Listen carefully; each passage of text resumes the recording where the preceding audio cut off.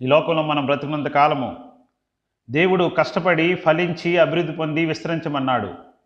అంతే తప్ప నేనే గొప్ప, నేనే అందరికంటే తెలివైన వాణ్ణి, నేనే అధికారిని, నేను చెప్పినట్టునే మీరు వినాలి, సమస్తము నేనే చేయగలను అని అనుకుంటే అది గర్వమే, అది అహంకారమే. చివరికి మిగిలింది ఏంటంటే నాశనము, పడిపోయే పరిస్థితి.